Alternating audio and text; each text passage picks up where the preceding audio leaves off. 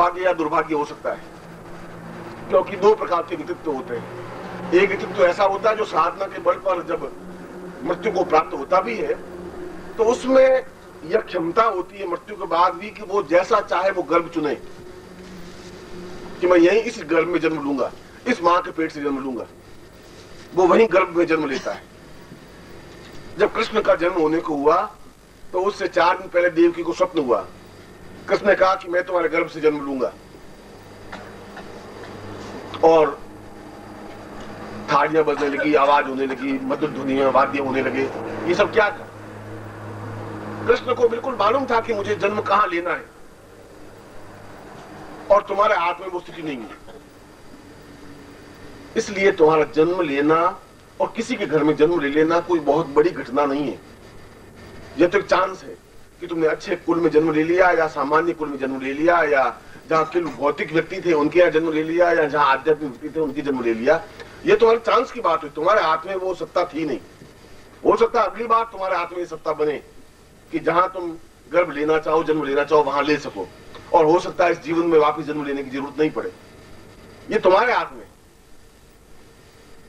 क्योंकि जब महात्मा गांधी ने योगानंद जी को पूछा कि क्रिया योग क्या है, मैं क्रिया योग सीखना चाहता हूं। अगर महात्मा गांधी कह रहे हैं कि मुझे क्रिया योग सीखना है तो जरूर क्रिया योग में कोई न कोई तथ्य होगा। और योगानंद जी कह रहे हैं कि क्रिया योग में सेवा, श्रद्धा और समर्पण, ये 3 ही तत्व मुख्य हैं। इससे तुम जीवन में पूर्णता प्राप्त कर लो। और गांधी ने इन तीनों तथ्यों को अपनाया। और मैं कहता हूं तुम्हें सेवा होनी चाहिए, तुम्हें श्रद्धा होनी चाहिए, तुम्हें समर्पण होना चाहिए। इसमें अगर न्यूनता है तो हमारे जीवन की न्यूनता है, फिर साधना में न्यूनता है। इसलिए कल जब मैं आपके संपर्क में था तो मुझे इस बात का एहसास था, इस बात की खुशी थी कि मैं जो इनको परिचय करा रहा हूं वो परिचय ये अपने जीवन से कर रहे हैं। इसलिए कल जो आप मंत्र जाप कर रहे थे और जो मंत्र जाप आपने किया है वह बिल्कुल सही और अनुक्त है। मैं जब बीए पास हुआ, ग्रेजुएशन किया,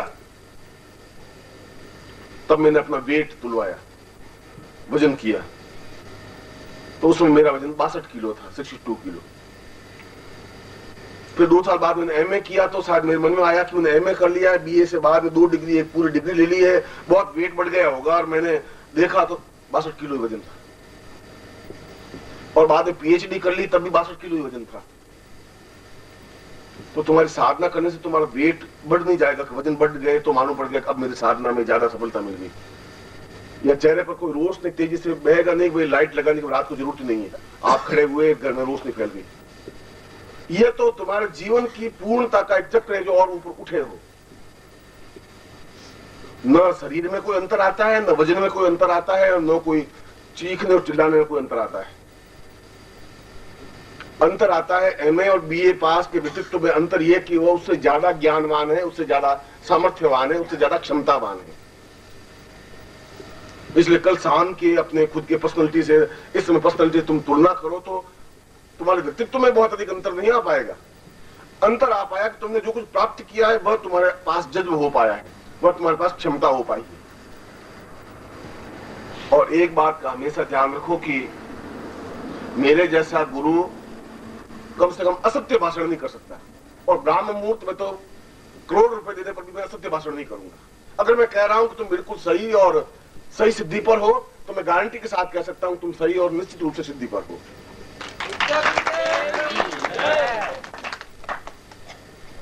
बस आवश्यकता अपने आप से परिचित होने की है। आवश्यकता है अपने पूर्ण श्रद्धा और समर्पण के साथ सफलता पाने की।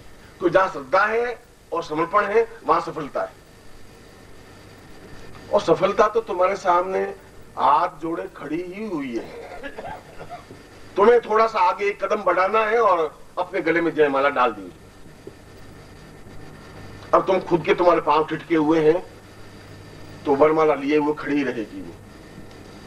ये तुम्हें हिम्मत होनी चाहिए, तुम्हें क्षमता होनी चाहिए, और वो एक 3 कदम भरने हैं तुम्हें, अपनी श्रद्धा का, अपने समर्पण का, अपनी सेवा का।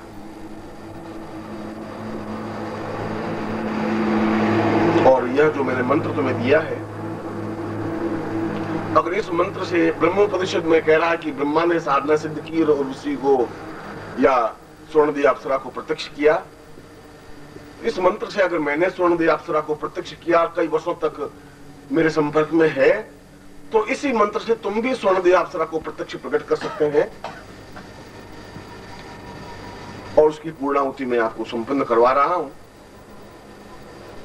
समर्पण का मतलब है, आरती का मतलब है, पूर्णाहुति का तात्पर्य है कि मैंने जो मंत्र जप किया है गुरु के साक्षी में, गुरु के सानिध्य में, गुरु के शब्दों पर, और वह मुझे प्राप्त हो और जीवन भर मेरी अनुरक्त रहे, जीवन भर जो मैं कहूं वह करे, जीवन भर मैं जो चाहूं वह मुझे प्राप्त हो, उसको कहते हैं पूर्णाहुति, पूर्णाहुति प्रयोग। और इस प्रकार के प्रयोग के लिए नेक्स्ट शुक्रवार ज्यादा अनुकूल रहता है। इस प्रकार की साधनाओं के लिए, गंधर्व साधना के लिए, अप्सरा साधना के लिए शुक्रवार का ज्यादा उपयोग होना चाहिए। और फिर शुक्रवार की रात्रि को आप मंत्र जाप कर सकते हैं। विधि वही है, यंत्र वही है, चित्र वही है, क्रिया वही है। और स्वर्णदेह अप्सरा को तो प्रत्यक्ष होना ही पड़ता है, क्योंकि मैं पूर्णाहुति प्रयोग करवा रहा हूं, क्योंकि मैंने तुम्हारे शरीर में स्वर्णदेह अप्सरा को सिद्ध किया है, क्योंकि वह तुम्हारी अनुरक्तिनी है।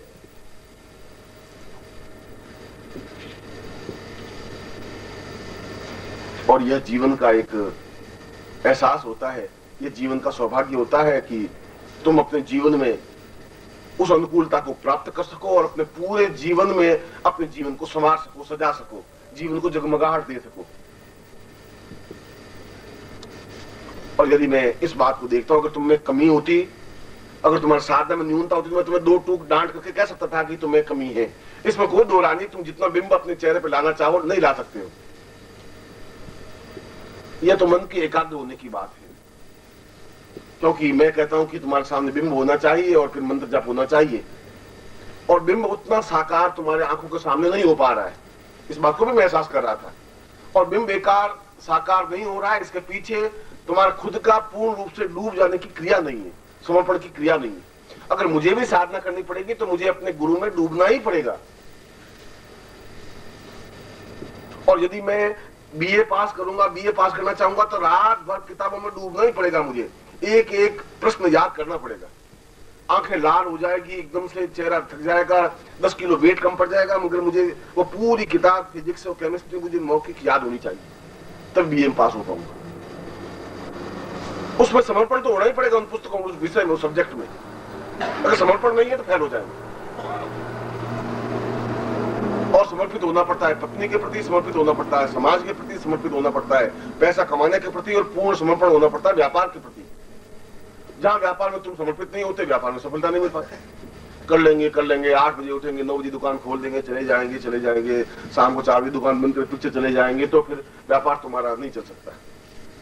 उसमें समर्पण जरूरी है, नौकरी में भी समर्पण जरूरी है, तो साधना में भी समर्पण जरूरी है। और जो समर्पण नहीं कर पाते वो जीवन में चलते तो हैं, मगर वह सफलता नहीं प्राप्त कर पाते। इसलिए तुम्हारे समर्पण में कमी नहीं है, तुम्हारी श्रद्धा में भी कमी नहीं है, कमी केवल तुम्हें अपने आप को पहचानने में भूल होने की है। इसलिए मैं उस दृष्टांत के द्वारा समझा रहा था तुम्हें कि तुम्हें बार बार अपने गुरु के दरवाजे पर, हृदय पर आकर के चोट करनी है, तुम्हें करनी है, दरवाजा खटखटाना है, बार बार आवाज तुम्हें देनी है। और मैंने कल भी शाम को समझाया था कि दूसरे आम आदमियों की अपेक्षा तुम साधनाओं में जल्दी सफलता पा सकते हो और पाओगे, क्यों? उनमें तुम में अंतर है। वे पूर्ण भौतिक जीव हैं और उस भौतिकता के जीव में उनकी यात्रा जीवन से लगा करके शमशान घाट की ओर जाने वाली, आनंद की ओर जाने वाली उनकी यात्रा नहीं है। तुमने जो रास्ता चुना है वो आनंद की ओर जाने वाला रास्ता है, प्रसन्नता की ओर जाने वाला रास्ता है, मुस्कुराहट की ओर जाने वाला रास्ता है। और कल भी मैं समझा रहा था कि चिंताएं तुम्हें हो सकती, मुझे चिंता नहीं होती। घटनाएं तो आती हैं, ऐसा नहीं है कि मैं संसार में रहूंगी तो समस्या नहीं आएंगी। शायद तुमसे ज्यादा मुझे समस्या आती है। तुम्हारे परिवार में तो 8-10 लोग हैं, 20 लोग हैं, और मेरे परिवार में 10,000 लोग हैं। और वे 10,000 शिष्य भी जो आते हैं तो अपनी समस्याओं की पोटली बांध करके आते हैं। 2-4 समस्याएं मुझे देख करके जाते हैं। प्रसन्नता की बात तो करते नहीं। ऐसा नहीं गुरुजी मैं 25,000 रुपए कमा रही है, एक भी नहीं कहता है गुरुजी ये परेशानी है, ये सारी एक हेडक और है, और पत्नी बीमार है, और बेटी की शादी करनी है गुरुजी।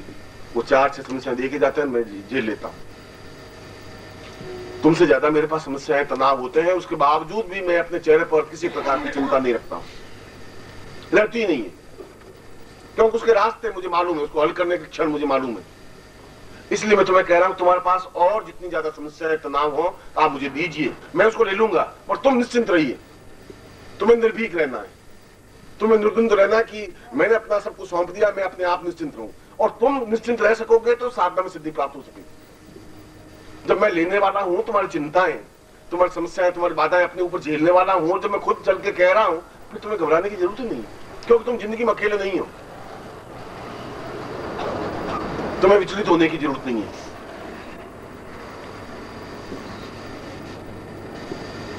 इसलिए मैं अभी पूर्णाहुति उस आरती के माध्यम से संपन्न करवाऊंगा। हम उसको धन्यवाद अर्पित करेंगे कि वह हमारे जीवन को संवारने में सजग है, हमारे सामने उपस्थित है।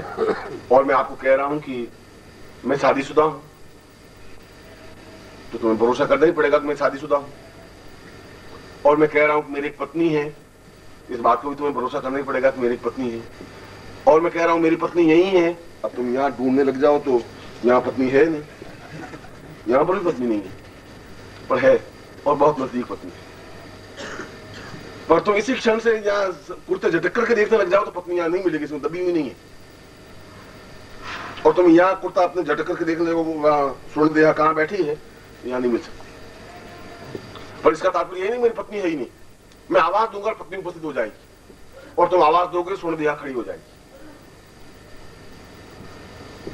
अगर मैं ये बात, जो पहले बात सत्य कह रहा हूं, तो दूसरी बात भी सत्य है।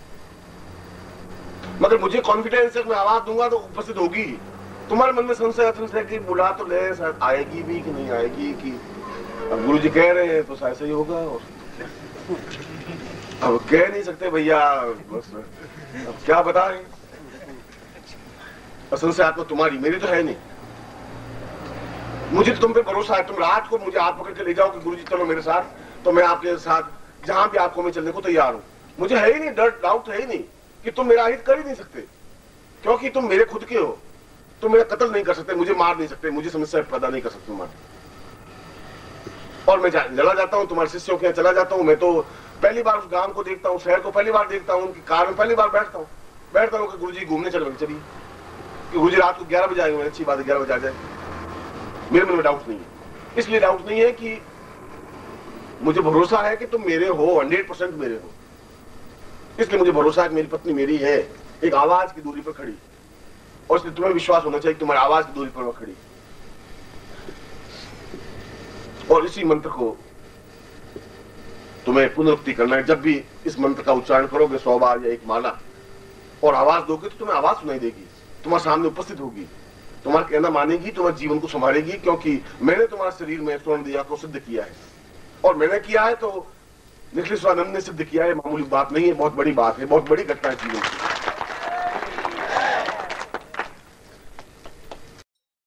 ओम परम तत्वाय नारायणाय गुरुभ्यो नमः।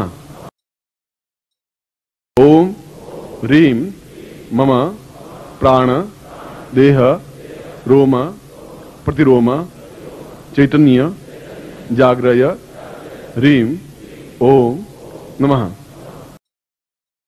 ओम भूर्भुवः स्वः तत्सवितुर्वरेण्यं भर्गो देवस्य धीमहि धियो यो नः प्रचोदयात्।